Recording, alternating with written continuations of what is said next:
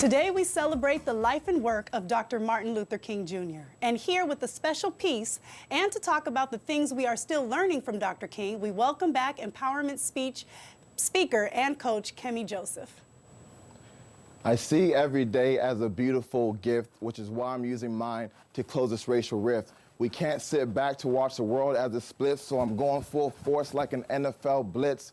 I'm thankful for my rights and my freedom of expression. That's why I'm using mine to leave a positive impression. We gotta end the hatred, bloodshed, and oppression. It's a long road ahead, but stopping's out of the question. Science even proves that we all come from the same place, so we gotta stop the fighting and unite the human race. For all those starving, find food for their plates, and all those hurt and pain, let's alleviate. Compassion, it bursts from my heart like a geyser, and I'ma give it all prior to my expire. Yes, my skin is brown, it matches my attire, and it's permanent like stripes on a tiger. It might make me a target, but I'm invulnerable because love is eternal. Put that up in your skull. And yes, I'm gonna love you whether you're a friend or foe, because spreading love brings peace, and peace is wonderful. And that's why we gotta give it everything we got today and every day moving forward, America. Thank you. Yes!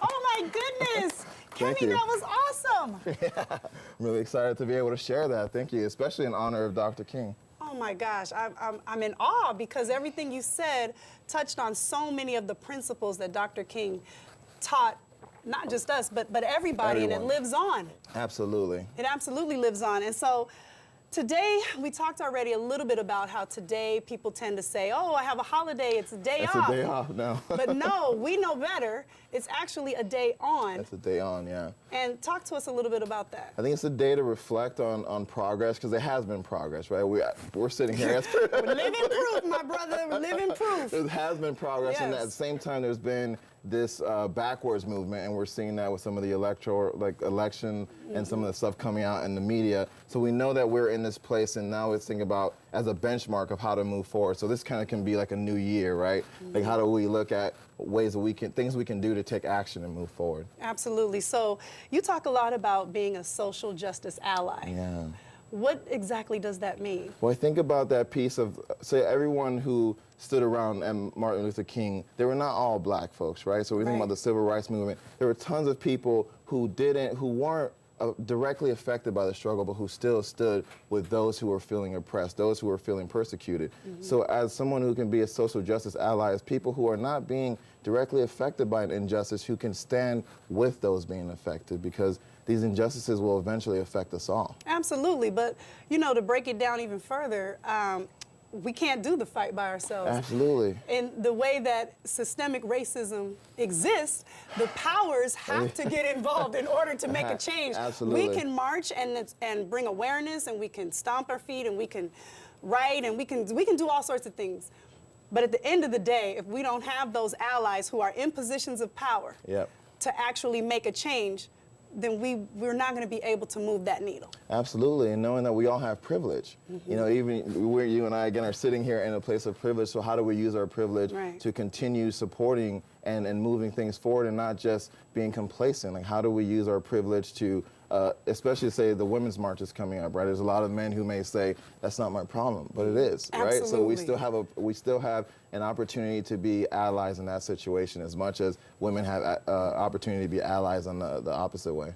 So do you think that we have to agree in order to come together?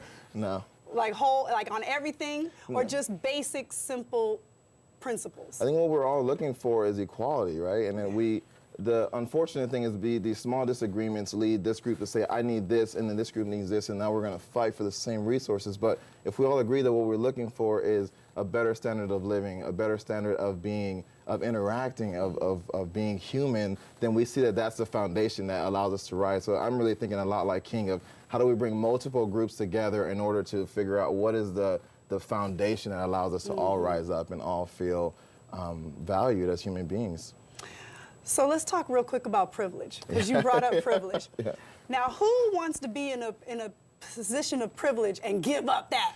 Nobody wants to give up the good stuff. That's what's interesting is like that. But we just, you know, you just saw about the segment about these different charities sharing, like, and sharing millions of dollars to help the homeless. It's looking at how do we inspire people to share, right? We don't want to feel like something's taken away from us. Right. But if we can look at being an ally, that's us helping. That's us sharing. The U.S. is an ally to many countries. We share with an open heart, and that's what we're looking at inspiring. How do we inspire people to give versus having us have to take it? Because that leads to more fractures and more friction. No, it's true.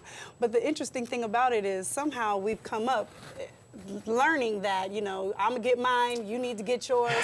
But people don't understand, and I think what has to happen is we have to have some sort of, I don't know if we have to instill it in the schools or what, where does it begin besides the home, to like get that understanding that if I do well, you do well. Absolutely. I don't have to know you, right? Yep. But if I'm doing well, then hopefully you'll do well. And if I'm not doing well, then I'm not, if you're not doing well, then I'm not doing well Absolutely. either. It's a collective.